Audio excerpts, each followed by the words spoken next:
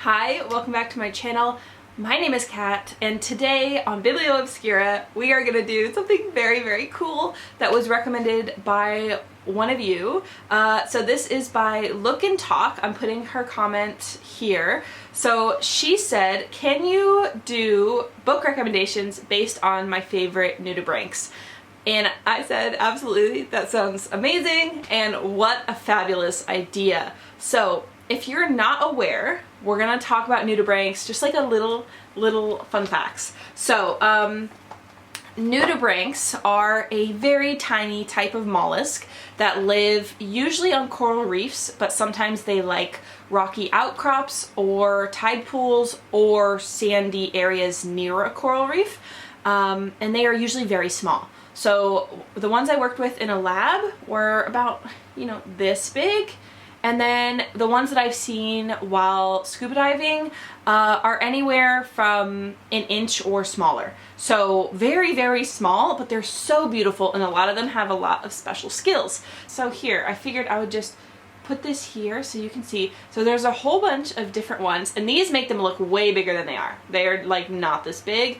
Spanish dancers can be a little bigger, but usually they're not this big at all. So these are also called sea slugs. I like Nudibranchs because sea slug just makes them sound not as cool as they are. My husband got me this for one of my birthdays or for Valentine's Day. It is a tiny Glaucus atlanticus, which is the one that I just showed you.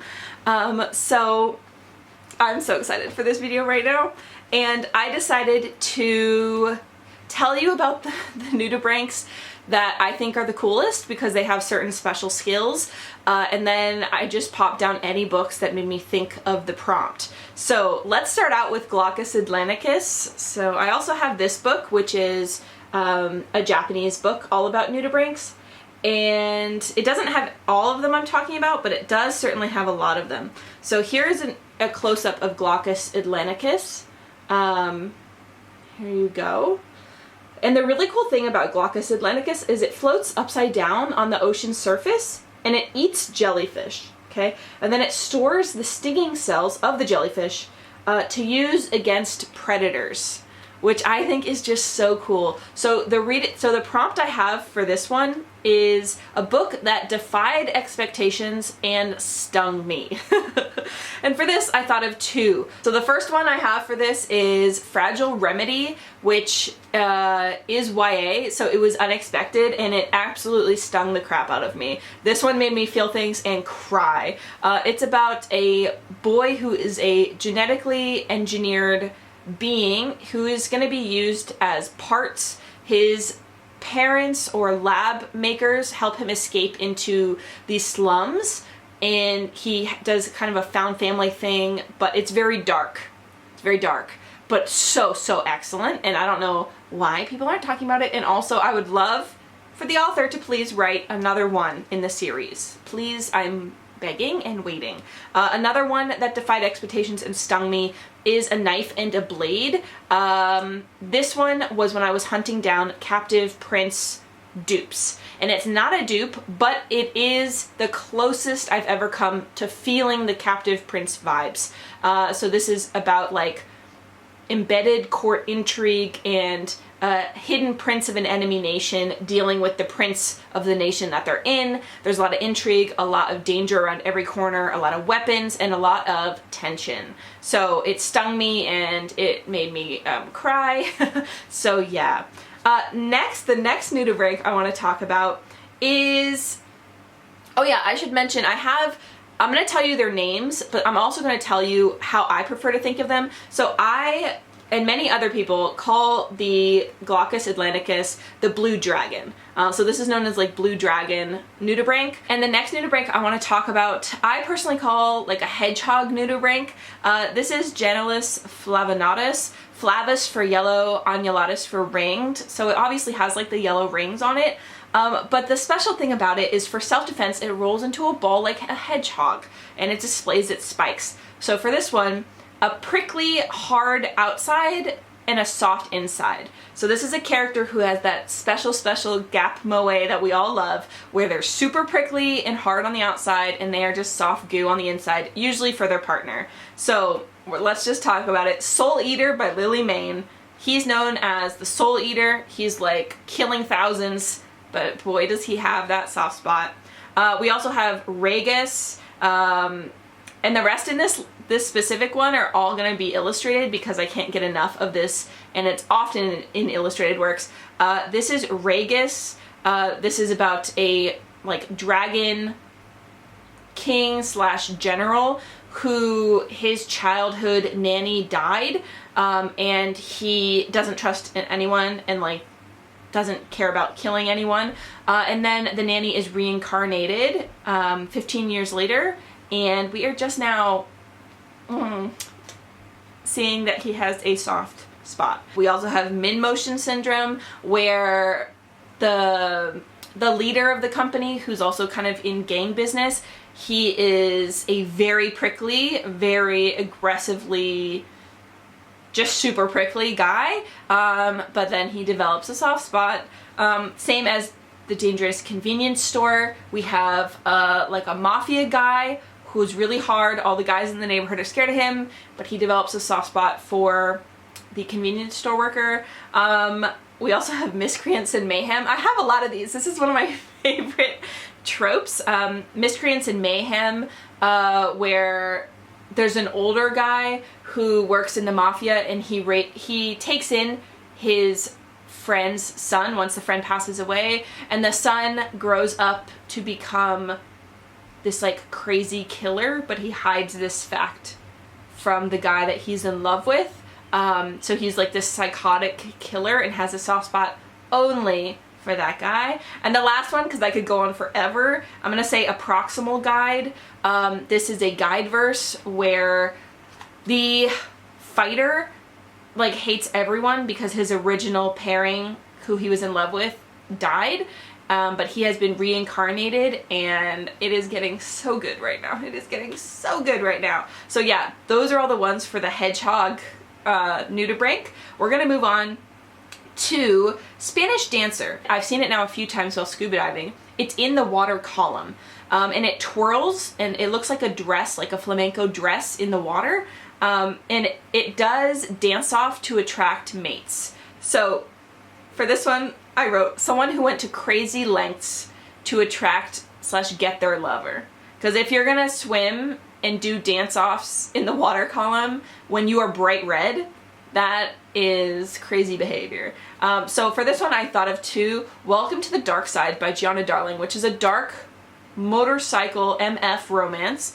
The girl, when she was younger, she was involved in a shootout, and this like head guy of a motorcycle gang went into the gunfire to save her, and when he goes to prison for like the gunfight, she writes him, and she writes him her whole childhood, and then when she becomes an adult, she's like, I'm gonna go get my man, and he's like, what? No. no, absolutely not. And she's like, absolutely yes. And it is her pursuing him relentlessly, and yeah, so she will not be swayed from her mission. The other one is one I haven't talked about because I read it at the end of last year, and my wrap-ups last year were spotty at best. This is Sweet by Hal Avery. This seems like it would be sweet because we're following people who work at a farmer's market. And we are following someone who works for like a little country store, and then the person that is interested in them works at another place that sells honey, and they take care of bees.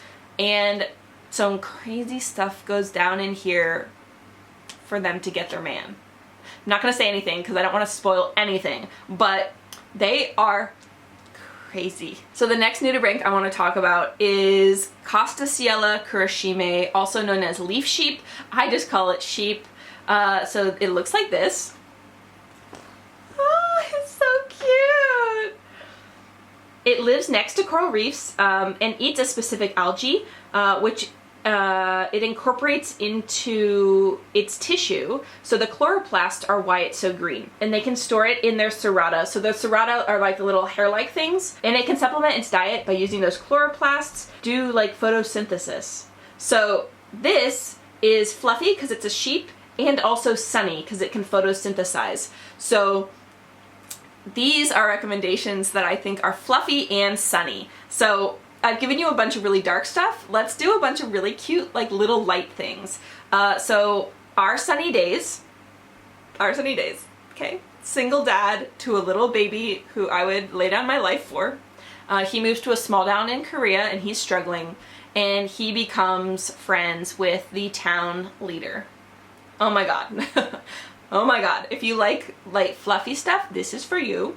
Also Honey Bear, which is about a jaded bakery owner and a martial arts athlete in university, and he becomes his part-time worker, and it's just amazing. The size difference, the tension, because you have someone who's never dated before and someone who's jaded from dating before, which I love so much. The whole, like, I like you and I will wait for you to come around, just peak.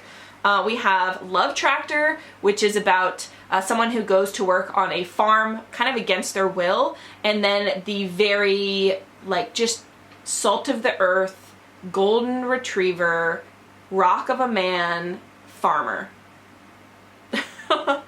Wonderful. Wonderful, wonderful, wonderful. And the last one in this category I want to mention is Romantic Captain Darling, which is about a young kid who enters the military named Raphael, and he falls in love with his superior. But, like, they soon stop working together because the superior only trains him, and as their, as their careers go on, they work separately, but the younger one pursues the older one relentlessly with golden retriever energy, and it is so sweet. I love it so much. It is so sweet.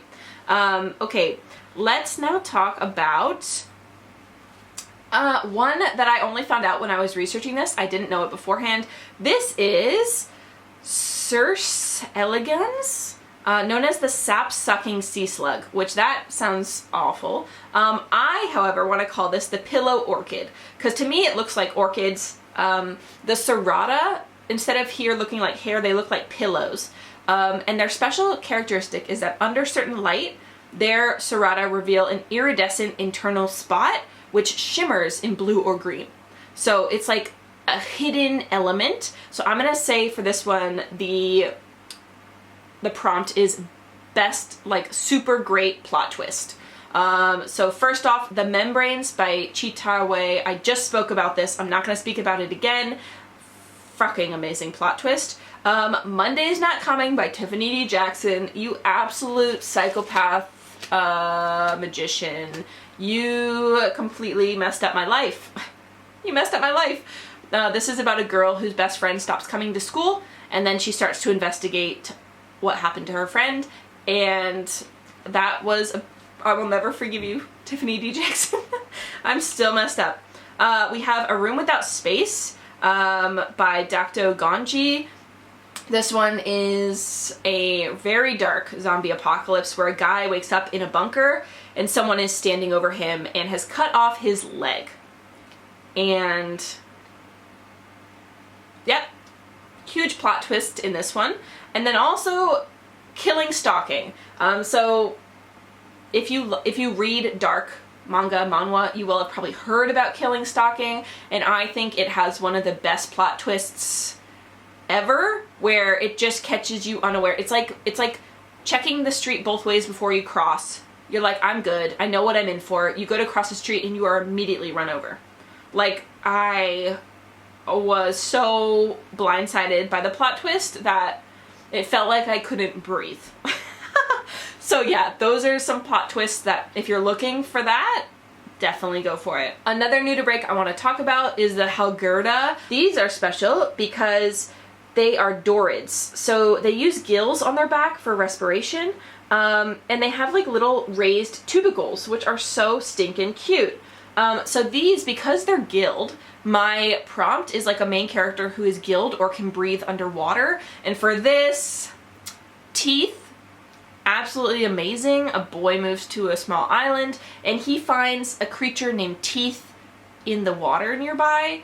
Our Bloody Pearl by Diane Brin, who is a non-binary author. This follows a paralyzed siren, and the pirate who finds them Ice Massacre, a sapphic hunter v siren killer mermaid story set in a very cold location. We also have The Deep by River Solomon, which is about a being who isn't sure about what they want to do, if they want to continue on with the tasks that have been put upon them by their clan, or if there is another way that they can find joy in life. So those are all ones that have gills or they can breathe underwater. Of course, I really love underwater content, so I have a bunch of these recs. These are just some of my faves.